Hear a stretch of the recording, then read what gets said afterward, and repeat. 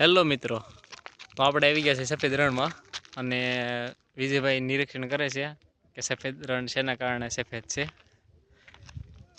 તો તમે જોઈ શકો છો આપણી આજુબાજુ સફેદ રણ.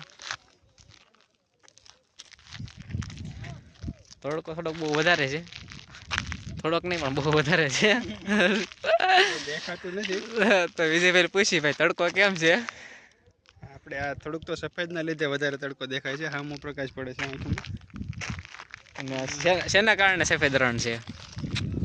તો જમીન ખારી હોય એટલે ભાઈ એમાં વરસાદ પડે ને વરસાદનું પાણી પછી સુકાઈ જાય એટલે એનાથી મીઠું બને અને મીઠાથી વધારે બધું સફેદ દેખાય છે. બાકી તો આમાં ખાંડ ને લીંબુ નાખીને ઓગાળી નાખ્યા હોય તો શરબત બને એવું છે. ચોમાસે જો આવ્યો હોય તો પાણી પણ હોય, તો ખાલી લીંબુ ને થોડી ખાંડ નાખવાની રહે તો ડાયરેક્ટ શરબત બની જાય. હવે તો હાકર જેવું છે થોડુંક.